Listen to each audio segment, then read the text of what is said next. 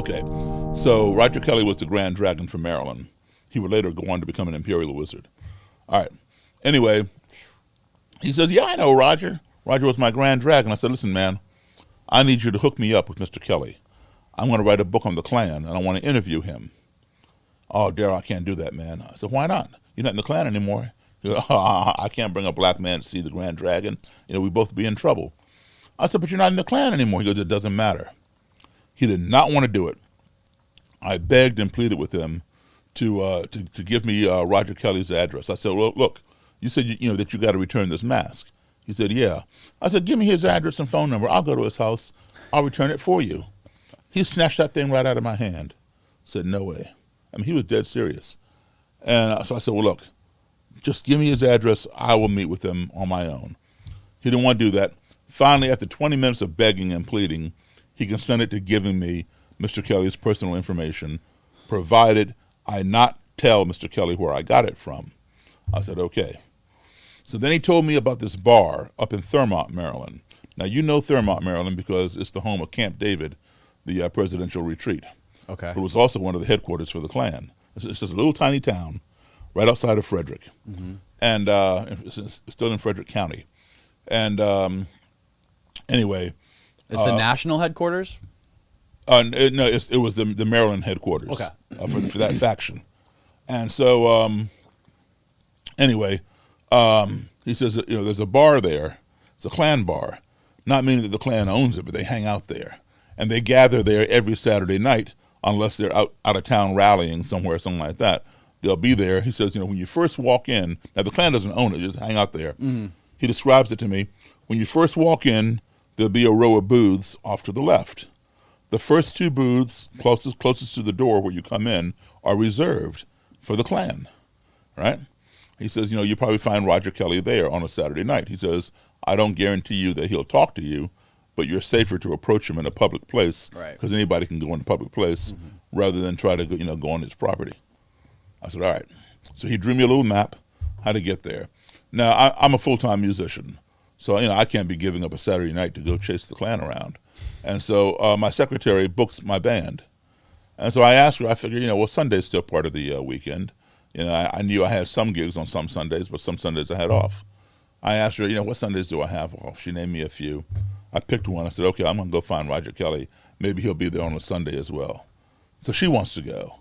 Now, Mary is white. I said, no. That's all I need, right? Walk into a Klan bar, black guy walks into a Klan bar with a white lady. You're sure to find the Klan, right? For trouble, yeah. Right, exactly. So I said, no, not for your safety, not for mine either. So, but she insisted upon going. So I said, all right, but you're coming at your own risk. I said, all right. So we found that Sunday. She and I drive up there to Thurmont, and the guy gave me perfect directions. Boom, boom, boom, boom. There it was. So we're like right across the street from it. We're looking at it. There are like 4 or 5 little steps onto the stoop, and then you go through the door. So I said, okay, I'm trying to think, how am I going to walk in this place? It's on a Sunday, with this white lady. We need a plan. So I said, okay, let's get out. I'm going to walk in first. I want you to walk in right behind me. If I turn around and face you, start running, and I'll be behind you. And she says, okay. So we got out, locked the car. We walked right in. As soon as I walked in, all I saw on the back of on the back wall was this big Confederate flag. Off to my right was this long wooden bar and a long mirror behind the bar. And scotch taped to the mirror was an article from the Washington Post, which is our big paper around there, with a picture of Roger Kelley. I never met him, but I knew what he looked like. I'd seen him on TV and I'd seen him in the papers, because I collect all that stuff. Right. So the Washington Post had interviewed him about something, and somebody had cut it out and put it up there, and I had the same article. So I knew I was in the right place, and or the wrong place, depending on how you want to look at it. And then over here were the booths, and there are those first 2 booths.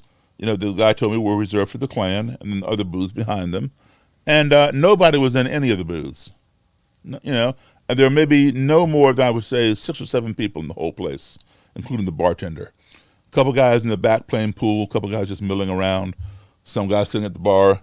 And so I didn't know if anybody there was Klan or not Klan. They're all white, but that does not mean that they're all a Klan, because Thurmont is an all-white town, but not every white person there is in the Klan. In fact, most white people in Thurmont wanted the Klan out of there. They didn't like the Klan. Right. So anyway, I knew what Roger Kelley looked like. So I'm like, I'm looking at each person in there. No, that's not him. That's not him. That's not him. He wasn't there. So, but I figure, okay, well, we drove all the way up here to Thurmont. I don't want to leave empty-handed.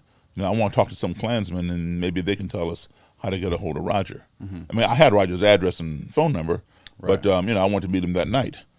So I said to Mary, I said, come on, let's go over here and sit one of these first two booths. Because if the Klan is in here, they'll come to us to get us out of their booth, right? Right. So she's all right. So we go there, we sit in the booth. Nobody bothered us. Everything was cool. Nobody said a word. We stayed there for a little while. We migrated over to the bar, sat there. I chatted with the guy sitting next to me like I was lost looking for the highway. He gave me directions, very polite, and we left. So I did not accomplish what I set out to do that night. Mary was working out of my house. So she came down the next morning, Monday morning. I said, here's Roger Kelley's phone number. You give him a call and tell him that, that you're working for a man who's writing a book on the Klan. Would he consent to sitting down and giving your boss an interview? However, do not tell Mr. Kelley that I'm black. If he asks, go ahead and tell him. Don't lie to him. I said, but don't allude to it. Don't give him reason to ask. The reason why I didn't want him to know, see, I could have called him myself. I'm the one who had the phone number. But I did not want him to pick up in my voice that I'm black. So I'm not talking to you, click. And my whole project would have ended before it ever got started. But I knew that if she called, he would know by her voice that this is a white lady. And I know the mentality well enough to know that he would not automatically think this white woman is working for a black man, especially a black man who's writing a book on the Klan, because they did not exist. My book would become the first. All right, so she called him, and another reason was this. Even if he knew I was black and agreed to do the interview, he might have different answers prepared in the interim for a black interviewer than he would have for a white interviewer asking the same question. So I wanted to make sure it was spontaneous, very candid. So she got it. She called him, and she got a hold of him, and he agreed to do the interview. He didn't ask what color I was or nothing. So we set it up. In fact, he invited us over to his house, and then something came up that day we had to reschedule. So I said, look, let's just set it up for the motel above the Silver Dollar Lounge. That would be on neutral territory. She said, all right. So we rescheduled, and Mary and I got to the hotel several hours early, because oftentimes they will send out scouts to check out the place and check out who they're meeting with, and then word gets back to the Grand Dragon or the Imperial Wizard or whoever. I don't want anybody to know that I was black. And was he was at that point a Grand Dragon? A Grand Dragon. Mm-hmm. Okay. So got there super early. I had Mary go in and get the room. I stayed out of the lobby, and then I would just call the hotel from across the parking lot from the payphone over there, find out what room I'm in from her, and then I just go through the outside up the stairs to the room. So we did that, and I gave her some money, and I sent her down the hall to get soda pop out of the machine and put it in the ice bucket, fill it with ice, get it cold. I wanted to be hospitable when Mr. Kelley arrived. Offer him an ice cold beverage. I had no idea what this man was going to do. Would he come in the room? Would he look at me and say, no, I'm not talking to you, and walk away? Or would he attack me or whatever? In any event, I was going to be hospitable and say, would you care for a cold beverage?